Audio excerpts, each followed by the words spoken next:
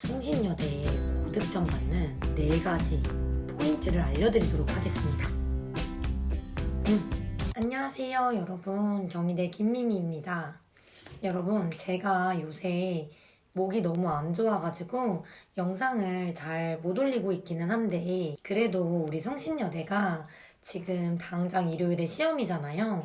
그래서 시험을 진짜 보러 가시기 전에 반드시 이런 내용들은 조금 알아주셨으면 좋겠다 싶어서 이렇게 영상을 켜게 됐습니다. 여러분, 다들 지금 막 기출을 정리하시느라 좀 바쁘실 텐데, 이제 와서 뭐 성신여대 기출이 어쩌다 저쩌다 뭐 이런 거를 얘기하는 것보다는 진짜 시험 직전까지 내가 반드시 기억을 해줘야 돼. 고득점을 받는 4가지의 필수 기준을 말씀을 드리도록 하겠습니다. 그러니까 여러분, 당장 내일 시험이 될 텐데 딱 시험을 보기 직전에 이 영상을 한 번만 보고 들어가세요. 그러면 시험을 보는 와중에 계속 생각이 날 겁니다. 아, 나 이거 중요하게 생각하라 했는데 이렇게. 그러니까 그거를 목적으로 이 영상을 가장 간략하게 정리를 드릴 테니까 꼭 참고를 하셔가지고 높은 점수를 받으시기를 바랄게요. 자, 여러분, 우리 4가지 중에 가장 먼저 기억을 하셔야 될 부분은 바로 분량입니다. 직접 문제를 풀어보셔서 아주 잘 아시겠지만 여러분, 100분 동안 2000자를 채워야 되는 시험이에요. 이 말인 즉슨 실제 시험장에서 이만큼의 분량을 채우지 못하고 오시는 분들이 사실 굉장히 많습니다. 그래서 제가 학생분들한테도 맨날 강조하는 게 뭐냐면, 성신여대는 일단 분량을 맞추는 게 최우선 목표다 라고 늘 말씀을 드려요. 감독관이 앞에서 맨날 얘기를 해줄 거야. 몇 분 남았습니다. 몇 분 남았습니다. 이런 거 얘기를 해줄 때 제가 정해드릴게요, 여러분. 15분입니다. 15분을 내가 남긴 상황에서 나의 분량을 확인을 해야 돼. 내가 얼마나 채웠는지. 물론 그 15분 동안 만약에 뭐 200자에서 300자 가량밖에 안 남았어. 그러면 조금 좀 생각을 또 해보고 수월하게 쓰시면 되겠죠. 근데 만약에 15분이 돼서 내가 확인을 했어. 근데 600자를 못 쓴 거야. 여러분, 그러면 당장 내가 하는 모든 생각들을 놔버리셔야 됩니다. 내 손을 믿어야 돼. 손을 믿고 뭐든 뇌를 거치지 마. 그냥 바로바로 쓰셔야 됩니다. 물론 여러분, 기본적인 좀 요지를 잡았고 근거들도 같이 잡아가고 있었기 때문에 완전 멍소리를 쓰진 않을 거야. 그러니까 일단은 내가 지금 이거에서 무슨 어휘로 바꾼다느니 어떤 형식을 지킨다느니 이런 거를 그때는 생각을 하시면 안 됩니다. 그냥 있는 그대로 나의 기존의 연습 정도를 믿고 나를 믿고 써내려가면서 무조건 천자까지 다 채우셔야 되는 게 첫 번째, 관문이에요. 관문이 아니라 얘는 사실 진짜 필수 조건이야. 제가 늘 말씀드리지만 분량을 못 맞추면 여러분 채점을 안 하겠죠. 나 같아도 안 해. 분량을 맞추고도 잘 쓰고 못 쓴 사람들이 분명히 나눠질 거기 때문에.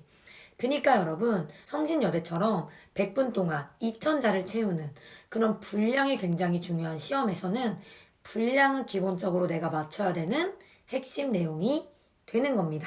자, 그리고 2번째부터 4번째까지를 설명하기 전에 여러분들이 절대 잊으시면 안 되는 성신여대의 규칙이 있죠. 바로 성신여대는 하나의 사건 혹은 어떠한 개념들에 대해서, 대체로 사건이나 사례들이 많이 나오죠. 분명히 알아두셔야 될 거는 성신여대 같은 경우는 하나의 사례이자 사건이 먼저 제시가 됩니다.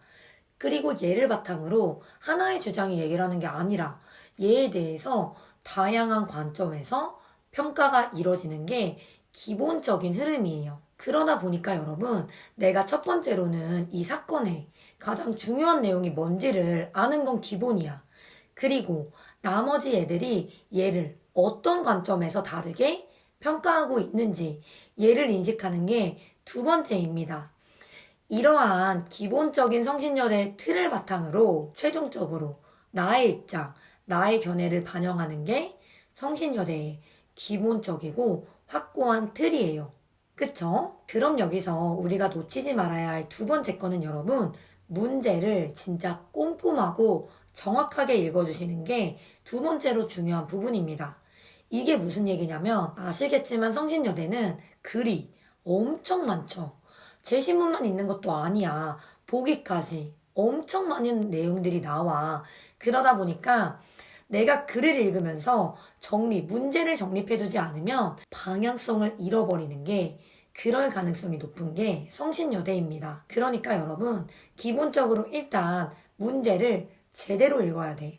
보기가 중심인지 아니면 다른 애들이 보기를 평가하는 건지 이런 것들을 일단 명확하게 규정을 해주셔야 되고요. 그리고 나서 문제를 또 꼼꼼히 읽어야 되는 이유는 뭐냐면 여러분, 이렇게 정해진 형식 없이 천자를 채워야 되는 문제의 경우에는 문단 구성이 너무너무 중요합니다. 그래서 내가 이 문제를 읽으면서 예를 들어서 문제가 한 4개 정도야. 그러면 내가 적어도 문단이 4개로 나와야겠다. 라는 기본적인 생각은 잡아두고 가셔야겠죠. 그리고 하나 더 중요한 거. 이 문제가 요구하는 말을 2갈씩으로 다 먼저 작성을 해줘야겠다. 라는 것까지 여러분 잡아가야 하기 때문에 무조건 문제를 읽으면서 문단을 구성하고 2갈씩에 뭐가 나와야 되는지 얘네를 확실히 잡아가셔야 된다. 라는 겁니다. 이게 두 번째로 내가 문제를 꼼꼼히 읽어야 되는 중요한 이유예요. 그리고 세 번째, 여러분, 성신여대 같은 경우에는 구체적인 사례를 들어서 설명을 해주는 거를 굉장히 좋아합니다. 자, 말 그대로 성신여대는 다양한 관점에서 하나를 평가를 하는 게 대부분이죠. 플러스 나의 생각을 같이 담아주는 게 기본적인 틀이야. 그 과정에서 여러분, 단순히 포괄적인 내용만 막 반복하다 보면은 성신여대는 단조로운 느낌을 줄 수밖에 없어요. 그래서 성신여대는 항상 문항해설에도 나와 있지만 얘를 내가 근거로 쓸 수 있는, 보충할 수 있는 구체적인 사례들을 이 제시문에서 벗어나지 않는 선에서 명확히 잡아주시는 게 굉장히 중요합니다. 자, 뭐 예를 들어서 노키즈존 문제를 풀어보셨을 텐데 노키즈존에 대한 국가인권위원회의 그런 방안에 대해서 얘네가 뭐라고 하나요? 애덤 스미스는 얘를 비판할 거야. 근데 그 관점에서 우리가 물론 비판하는 내용과 근거를 써야겠죠. 근데 거기서 끝나는 게 아니라 왜 그렇게 해야 되는지, 그렇게 하면 뭐가 좋은지 구체적인 사례도 같이 들어갈 수 있다는 거야. 뭐 예를 들어서 아이들이 없는 차분하고 조용한 레스토랑을 선호하는 사람들의 입장에서는 이 식당에 대한 소비가 증가하고 그러면서 결과적으로 이게 나와야 돼. 애덤 스미스가 주장하는 개인의 사업주의 이익에 부합한 결과를 얻을 수 있다. 라는 점까지 이어져서 설명이 되면 됩니다.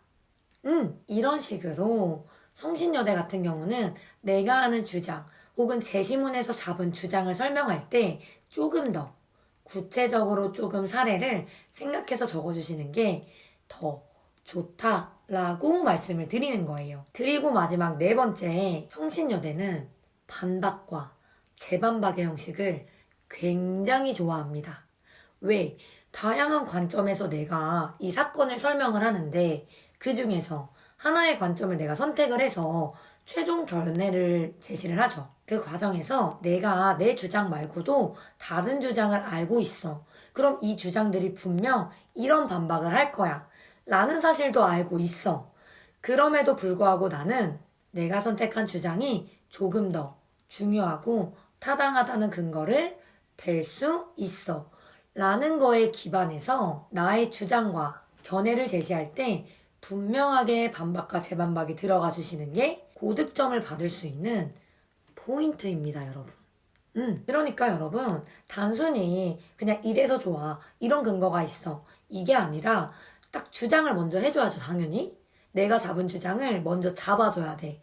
그리고 그 밑에 뭐가 나와야 되냐면 설령, 비록, 뭐뭐라는 점에서 이러한 주장을 비판할 수는 있을지라도 까지가 반박.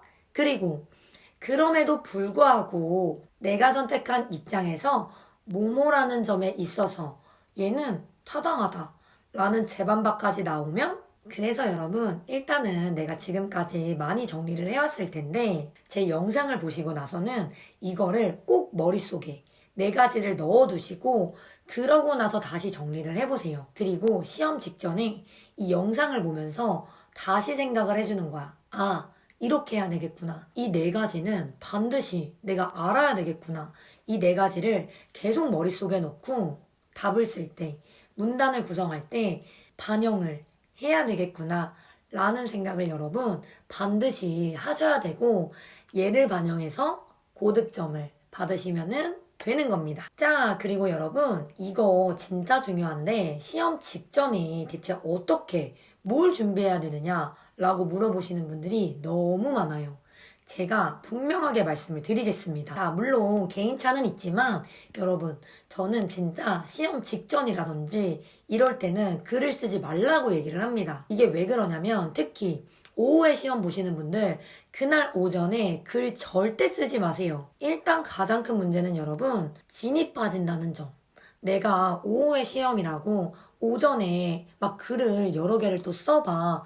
그러면 여러분 진짜로 아시겠지만 글 쓰는 게 엄청난 체력적인 소모를 가지고 오죠. 그러다 보면 진짜 힘이 빠져서 오히려 실제 시험장에서는 정신 집중, 그리고 막 손으로 쓰는 거, 이게 조금 어려워집니다. 진짜로.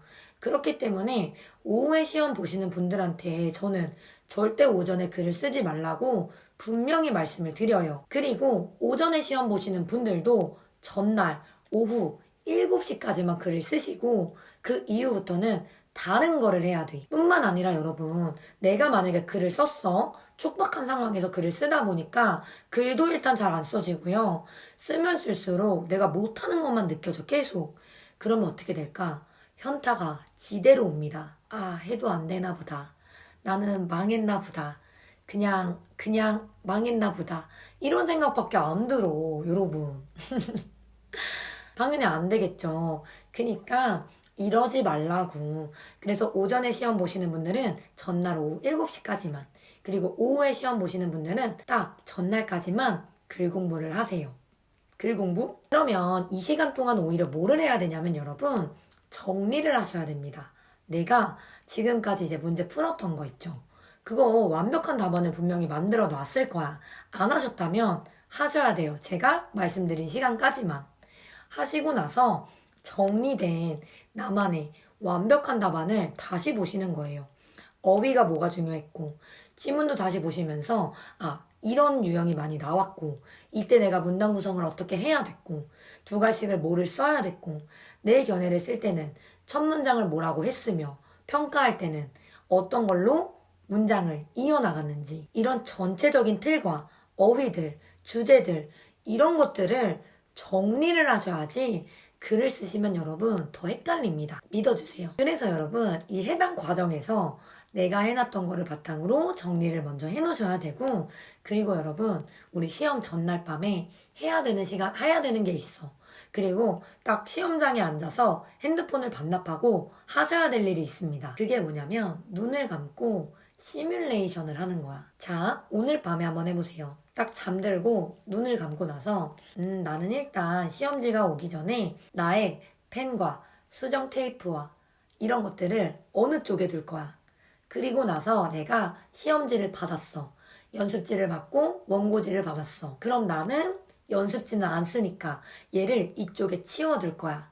그리고 나서 지문을 왼쪽에 두고 그 옆에 원고지를 두고, 그리고 일단은 나의 수험번호, 이름, 학과 이런 것들을 써내려 갈 거야. 그 다음에 시험이 시작되자마자 문제를 먼저 확인할 거야. 확인하면서 문단을 이렇게 나눌 거야. 이런 식으로 표시를 할 거야.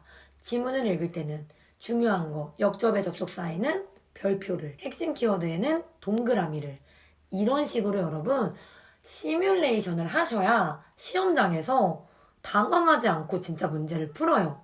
여러분, 이거 진짜 중요해. 완전 마인드 컨트롤 하는데 최고입니다. 자, 여러분, 이런 내용들을 바탕으로 진짜 남은 하루를 잘 정리를 해보세요. 제가 영상을 너무 늦게 올려드려서 진짜 죄송한데, 여러분, 성신여대에 관해서 모르는 게 있다, 빨리 댓글에 질문해. 매일 지금 요새 확인을 못해요. 댓글에 달아주시면 최대한 빠르게 답변 드리도록 하겠습니다. 여러분, 우리 첫 시험 진짜 마음 편히 내가 공부했던 거 잘 다 쏟아내고 오시기를 바랄게요, 여러분. 꼭 좋은 소식 들려주셔야 돼요. 그럼 여러분, 성신여대 잘 보고 오시고 제가 지금 말씀드렸던 이 내용들 꼭 숙지하셔서 시험 직전에도 확인할 수 있도록, 그래서 이 4가지 반드시 잊지 않고 답 쓸 때 생각날 수 있도록 해주세요. 제발! 응!